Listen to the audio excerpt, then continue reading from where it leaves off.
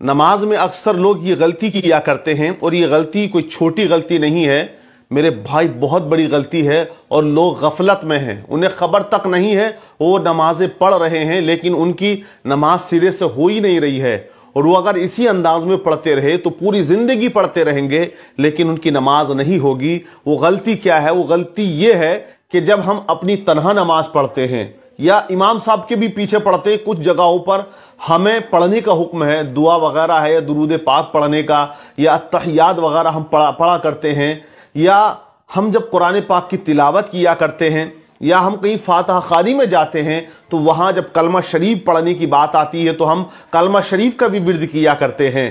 تو اکثر لوگ یہ غلطی کرتے ہیں کہ وہ اپنی آواز کو اتنی زور سے نہیں نکالتے یا اتنی بلندی سے نہیں پڑھتے کہ ان کے کان خود سن سکیں۔ بہت سے لوگ کہتے ہیں کہ نماز دل میں پڑھ لو، اللہ قبول کر لے گا۔ بہت سے خالی نماز کے اندر ہونٹ ہلاتے ہیں، وہ یہ سمجھتے ہیں کہ ہونٹ ہلانے ہی سے ہماری نماز ہو جائے گی۔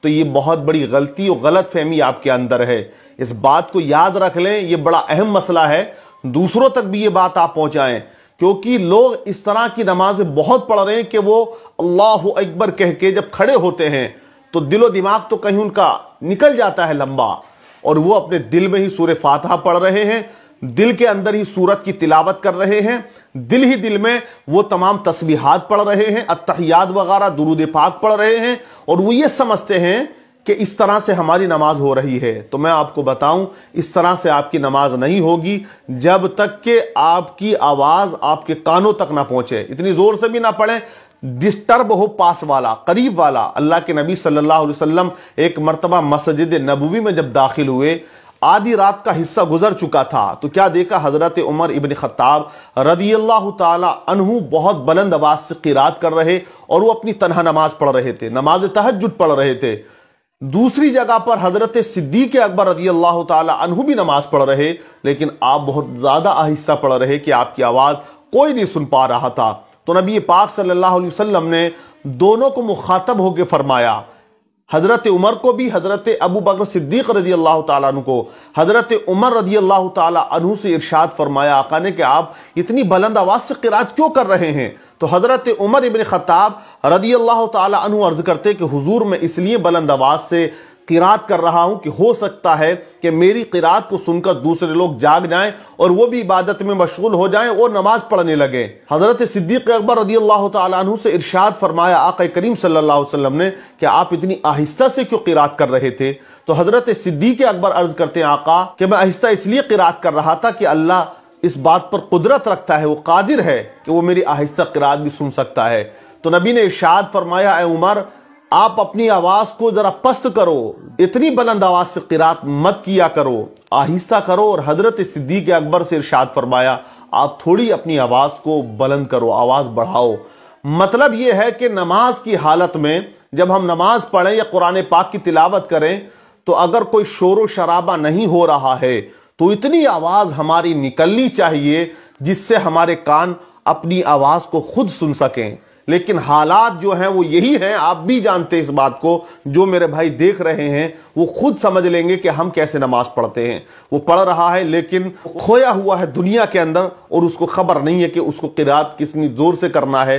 وہ چلا گیا قرآن شریف پڑھنے کے لیے، لیکن پارا لے کر وہ بیٹھ جاتا ہے اور وہ صرف تلاوت کرتا ہے، تو اتنی آواز بھی اس کی نہیں نکل پاتی کہ وہ خود سن سکے۔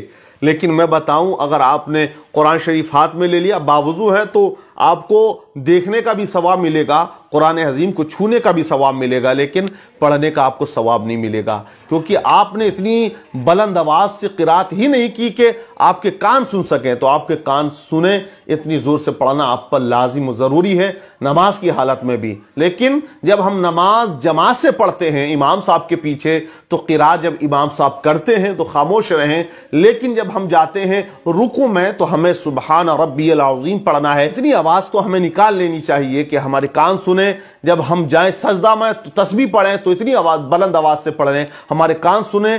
التحیات ہم پڑھتے ہیں، درود پاک، درود ابراہیم وغیرہ ہم پڑھتے ہیں تو اتنی بلند آواز سے پڑھ لیں کہ ہمارے کان سن سکیں۔ اور جب ہم نوافل پڑھ رہے ہیں، سنتیں پڑھ رہے ہیں، تنہا اکیلے پڑھ رہے ہیں یا جماعت نکل چکی ہے، فرض نماز ہم اپنی ادا کر رہے ہیں تو اتنی زور سے آپ پر قرات کرنا یہ لازم و ضروری ہے کہ آپ کے کان سن سکیں، لیکن لوگ بس کھڑے ہو گئے اور کھو گئے، نہ جانے کہاں کون سی دنیا میں مست ہو جاتا۔ تو یہ بہت اہم مسئلہ ہے، اسے بھائی یاد رکھیں، اور نماز کے اندر خشوع اور خضوع پیدا کریں، تبھی ہوگا جب ہم دل لگائیں گے۔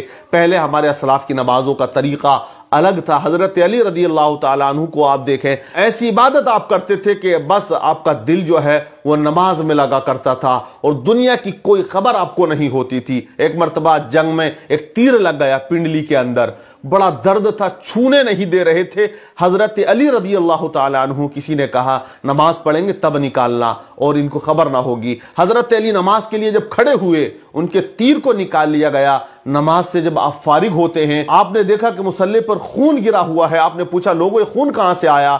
تو لوگوں نے کہا حضرت ہم نے وہ تیر جو پنڈلی میں تھا اور جسے آپ چھونے نہیں دے رہے تھے، نماز کی حالت میں نکال لیا۔ حضرت علی فرماتے قسم ہے پیدا کرنے والے رب کی، مجھے ذرہ برابر بھی احساس نہیں ہوا۔ تو یہ نماز تھی حضرت علی کی۔ حضرت زین العابدین رضی اللہ تعالی عنہ، امام حسین کے بیٹے، نماز پڑھ رہے ایک مکان کے اندر، آگ لگ گئی، لوگوں نے آگ کو بجھایا، پانی ڈالا، بہت شور و شرابہ ہوا، لیکن آپ بالکل اطمینان اور سکون کے ساتھ نماز پڑھتے رہے۔ نماز سے فارغ ہوئے تو آپ نے فرمایا لوگوں سے مجھے کچھ شور و شرابے کی آواز آ رہی تھی، تو لوگوں نے کہا حضرت گھر میں آگ لگ گئی تھی اور ہم نے اس کو بجھا دیا اور آپ کو خبر نہ ہوئی۔ آپ نے فرمایا کہ میں نماز میں اس قدر مشغول تھا کہ مجھے آگ لگنے کی بھی خبر نہیں تھی اور جن لوگوں نے آگ کو بجھایا ان کی بھی کوئی خبر نہیں تھی۔ تو وہ لوگ ایسی عبادت کرتے تھے، آج ہم ایسی کرتے ہیں کہ جو اہم مسائل ہیں ان کو بھی ہم سیکھ نہیں پاتے، اسی لیے دل اور دماغ ہمارا بھٹکتا ہے۔ تو میرے بھائی پہلے آپ جو اہم مسائل ہیں ان کو جان لیں اچھے سے، اور اسی انداز میں جس انداز میں شریعت ہمیں حکم دیتی ہے نماز پڑھنے کا، آپ نماز پڑھیں، انشاءاللہ لطف آئے گا۔ اللهم ارزقنا عملا صالحا زاكيا ترضى به عنا يا ذا الجلال والإكرام. اللهم ادخلنا برحمتك في عبادك الصالحين. اللهم